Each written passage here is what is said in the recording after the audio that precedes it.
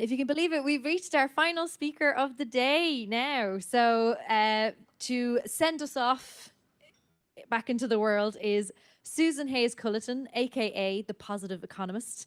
She is managing director of the HayesCulleton Group and the host of Taking Stock every Sunday morning on News Talk. Susan specializes in economics, financial markets, and entrepreneurship, and has co-authored 7 books, one of which is currently a Leaving Cert textbook. So please welcome Susan HayesCulleton. Thank you very much indeed for that, Elaine. Now, piece trivia for you. I started presenting Taking Stock 10 weeks ago in News Talk. Guess who my very first interviewee was?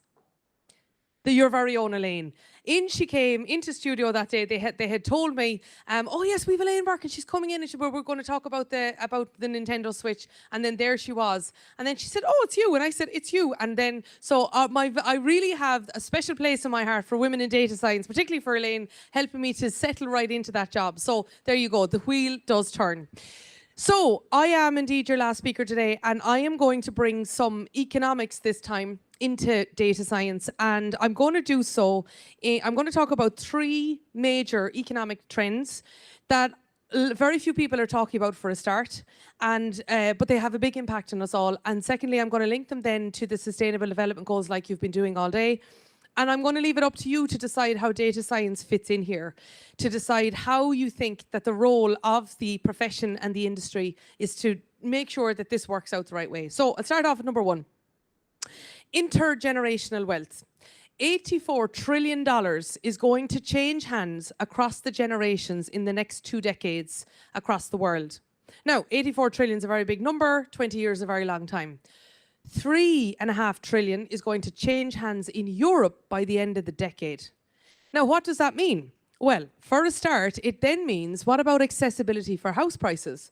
Because if people are going to be assuming that they're receiving an inheritance, then of course they may go to the bank of mum and dad early in order to be able to get that deposit. That's already happening. 50% of people in the UK are going to the bank of mum and dad to get help to get their first house. 60% of people in New Zealand.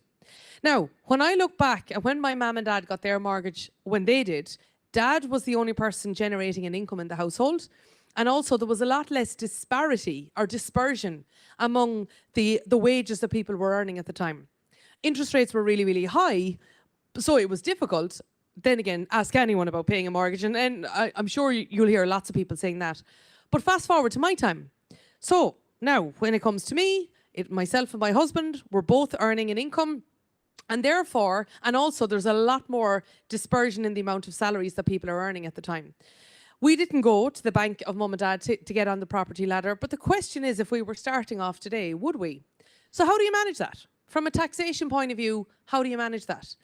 And the reason I'm bringing this up is that in the UK, 7 trillion is going to change hands over the next 20 years. But 1 in 3 people in the UK will not receive an inheritance.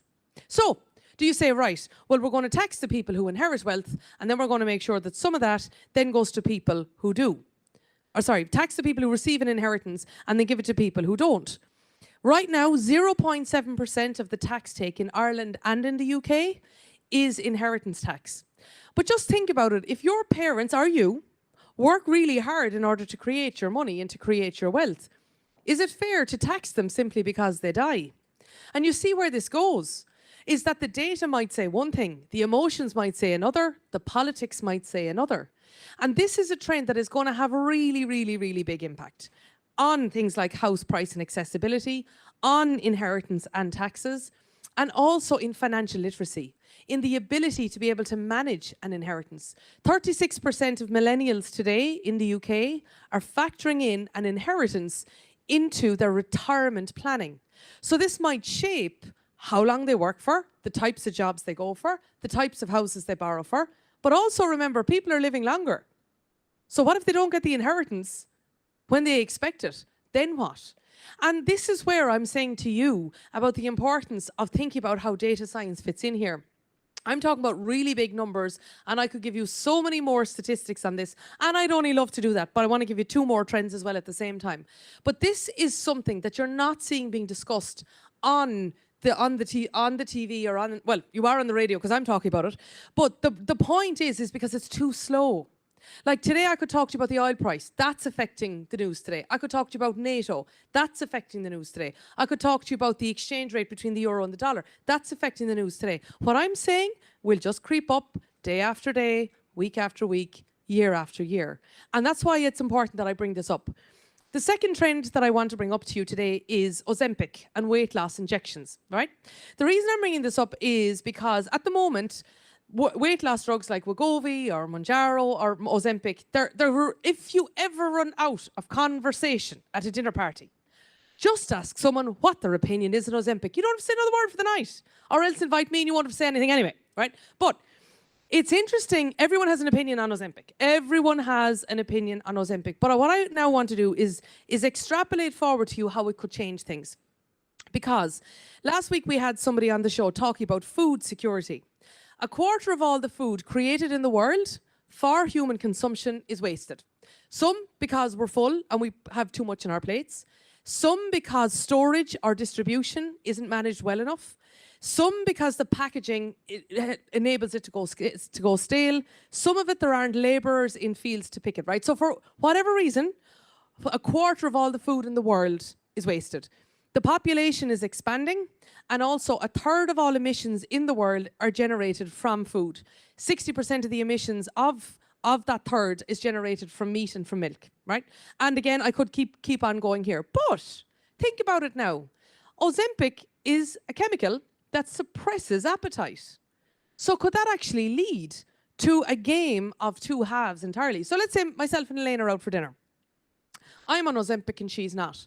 Now, I probably won't want a starter, and I mightn't want a dessert. So how do you make sure that we have a menu that suits both of us? And you might say, yeah, but that's a bit fanciful now because like there's only going to be a certain amount of people on them. 1 in 8 people in America have tried Ozempic. If today, every single person who could avail of Ozempic, or any of them, right? If today everybody who could avail of Ozempic, based on medical grounds in the UK, were to go on and take it, and the NHS was to pay for it, it would take half of the entire drugs budget, half of it. Now, in the long term, and obviously, what we don't know, we don't know. So I just keep what we don't know about side effects, let's just keep that to one side. But based on what we do know, it would decrease diabetes, it would decrease heart disease, it would decrease a whole load of other things as well.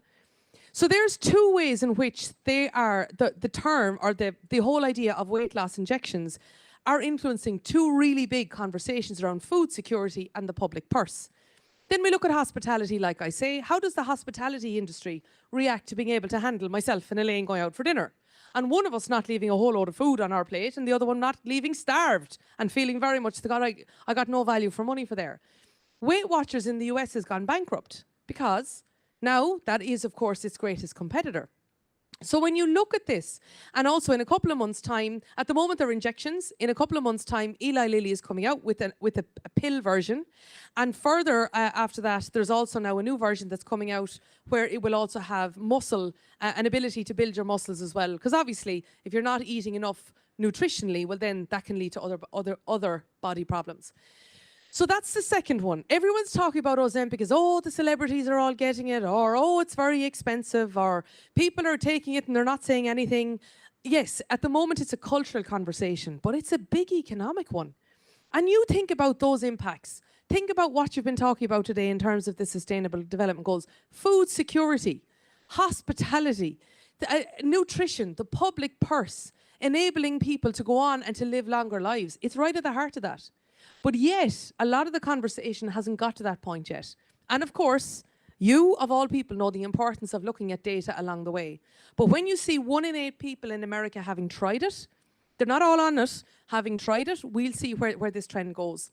And then the third one that I want to mention is, in Europe today, we have 10 trillion euro on deposit, okay? It's about 70% of household savings, and most of it is not getting an awful lot of return. Now, what do we do about that? Well, we can look to the US, right? And when we look at the US, we see that there's companies like Apple or let's say Microsoft that have been built during our lifetimes. It's not like companies that have been around for 200 years. There are now unicorns that are being built and not just unicorn, sorry. A unicorn is a company worth $1 billion. Companies worth $1 trillion that are now being built in our lifetimes. Okay, so we know that in the US there is more of a culture of investment rather than Europe. And therefore we've lost a lot of ground in terms of productivity to the US. Now, let me go the other side.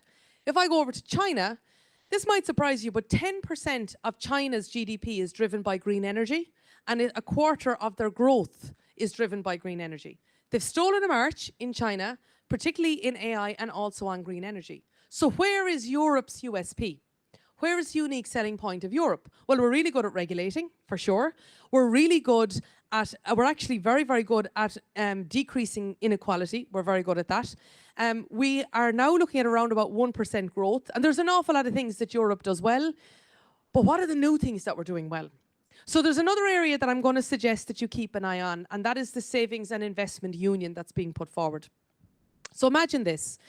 This is an initiative that would be created at the EU level where two things would happen. One is that instead of me simply buying stocks in the stock market, like in Salesforce, which wouldn't have been a bad investment, instead of me simply putting money on deposit, or instead of me lending money to the Irish or any other European or US government, imagine if instead there was a European-wide savings and investment union where I could put money instead of deposit into something backed by the EU that could then subsequently be lent out to businesses so that they could build new forms of competitiveness in technology, decarbonisation and digitalisation. That would unlock that savings then, because we would have a form of investment that wouldn't just return me, the investor, it could also return to me, the business owner. And also, if it was done in such a way where it was tax advantaged, because right now, if I put my money on deposit in Ireland here, then I pay dirt tax, deposit interest retention tax. So of course that's high. If on the other hand I buy stocks in Ryanair or I'm trying to think of another Irish listed company, Kingspan or Bank of Ireland, and I sell that, I pay 33% not corporation tax, capital gains tax. If I buy a property and sell it, the same. Now if I go over to the UK, that doesn't happen. There's an ISA, which is an independent savings account. It's called independent? Individual savings account. We don't have a tax advantage savings vehicle across the EU. So that's another one that I'm watching, because if this was to come to pass, it would unlock an awful lot of funding for businesses who could go on and employ the like of you and me. It could unlock funding that businesses that maybe we might run like you and me, but also it unlocks returns. And here's where I want to go full circle before I hand you back to Elaine. And that is that, think about now that big form of intergenerational wealth. Think about the 3.5 trillion by the end of the decade, 84 trillion in the next 20 years.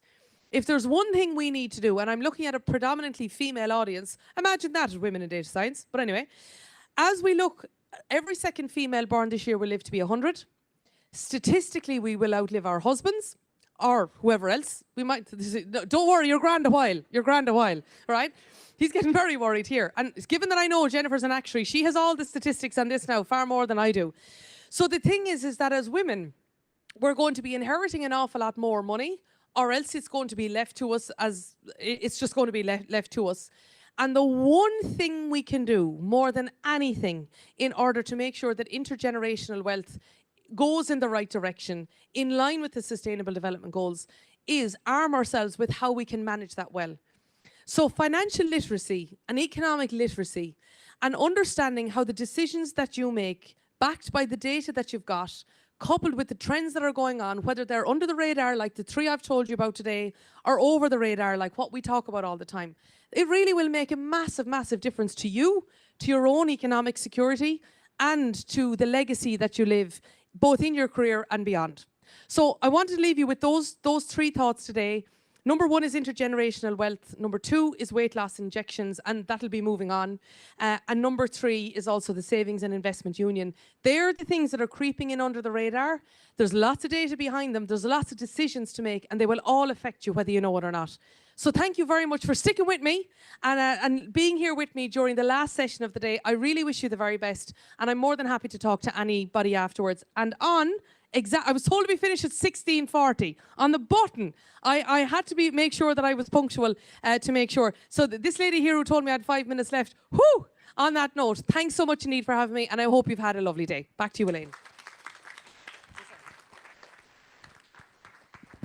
Thank you so much. You can always rely on Susan to bring the energy at the end of the day. And